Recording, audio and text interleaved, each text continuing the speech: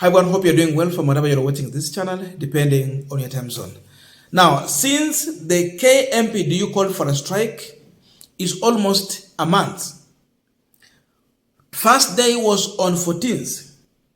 And from that time up to now, William Ruto was silent. Everything was left in the hands of Susan Nakumita to try and respond politically to doctors who were on strike. So today Ruto has decided now to respond to doctors. And his response is worrying the country. Ruto is warning doctors that there is nothing they are going to add them. The interns are going to get only 70,000, but not the 150,000 they are asking for. He's telling doctors that they must live within their means. That as a country, we have a debt to pay.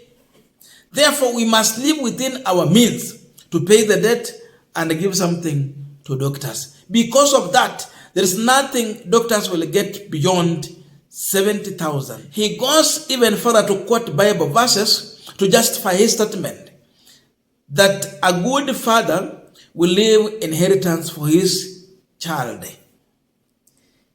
This Bible verse is only made to deceive doctors and Kenyans at large to agree with William Ruto's statement. No wonder people were clapping for him at the background. Listen to William Ruto. Then from here, we are going to go to the response from doctors, because it seems like doctors are not buying into this. The strike might just continue. Listen to William Ruto. I know we have a situation in Kenya with our doctors and interns. I want to implore on them that it is important for us as a nation to agree that we must live within our means. We must live within our means, fellow countrymen and women. We cannot continue to spend the money we don't have.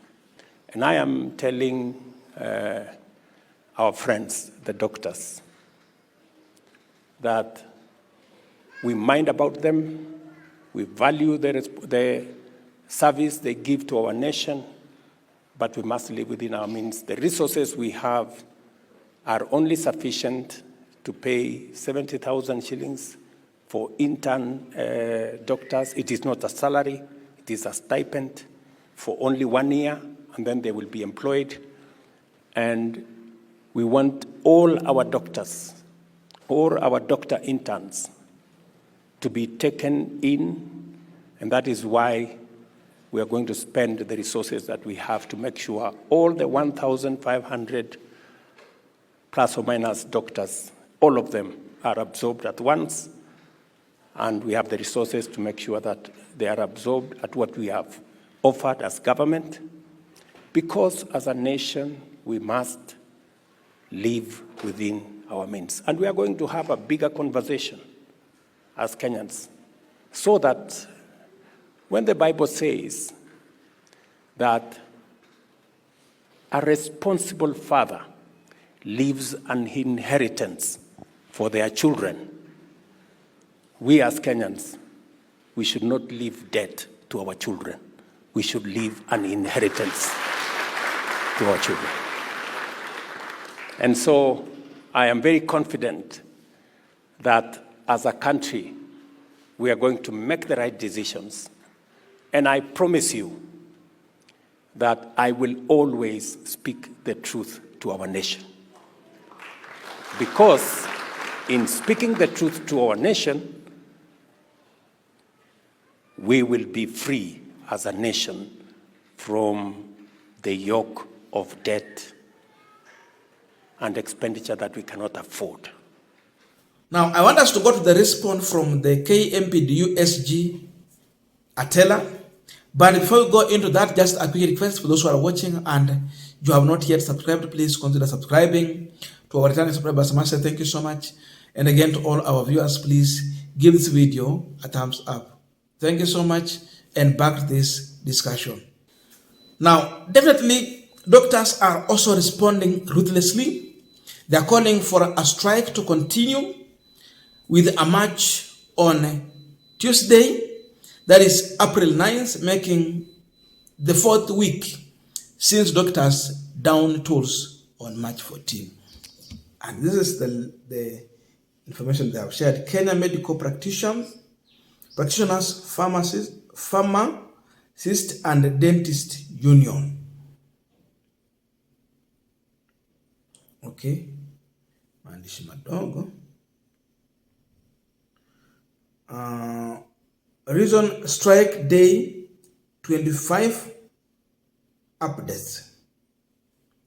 To all KMPDU members, dear esteemed members, as our nationwide strike action enters its 25th day, it calls for us to collectively reflect on our journey thus far and think about what lies ahead. It is quite obvious to all that we are dealing with an oppressive government and employer who has no regard for the welfare of its workers and the health of its citizens.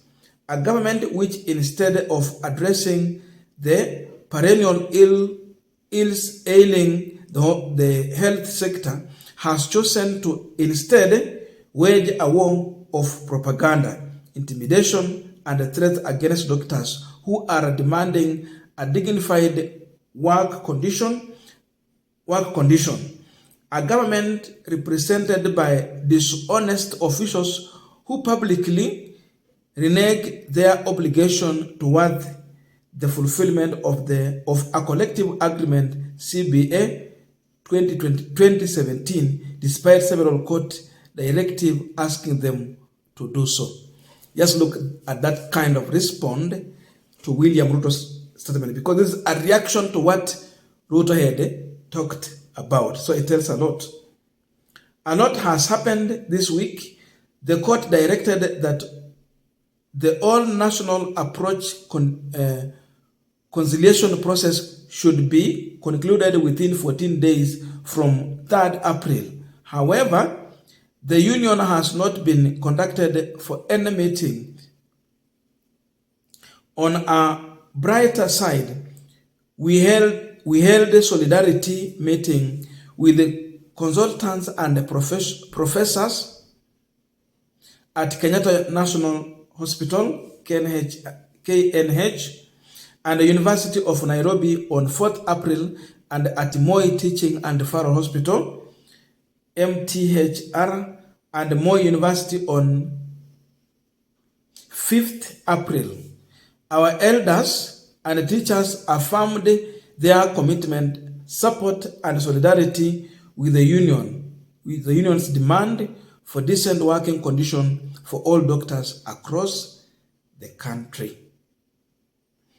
Just read the last statement because you're just looking for the main part here. We will fulfill our mission. We look forward to a huge turnout of doctors on Tuesday, 9th April in Nairobi for a peaceful march to demand that the government of Kenya fulfill its responsibility of being both the defender and the guardian of all rights, including the right to fair labor practices and the right to health. In solidarity, Dr. DJV Atela, Secretary General, Kenya Medical Practitioner, Pharmaceutics and Dentist Union. That is, it has been signed by Deputy Chair, Deputy Secretary General, and Deputy Treasurer. So that is their position in response to William Samoei Ruto. Tumefika hapo. What makes doctors to refuse buying into Ruto's position? What the reason? It is obvious. This government is telling doctors that we should live within our means, but we are seeing the same government is hiring chief administrative secretaries, CAS. These people do not have any job to do. There is no emergency. There is no vacancy. We no longer need assistant ministers. They don't have responsibility to fulfill. But they're being hired just to fulfill the interest of politicians who campaigned for them. So where is our priority? It is misplaced under Kenya Kwanza administration. Their priorities is upside down. And Mudavadi gave a demonstration of a bottom-up economy. Unainamisha chupa, unakunywa kila kitu. That is exactly what is happening here. Otherwise, how can you convince us that we don't have money, yet you want to hire 50 chief administrative secretaries who do not have a job? These are ghost workers. How? And they will be earning 700,000, 0.7 million. How wanauliza tu good working condition and 150,000 per intern. So how do you convince them that we don't have money? When you are branding umbrellas at a cost of you are buying branded umbrella at 3 million Kenyan shillings at State House. What are you telling us? That we should live within our means?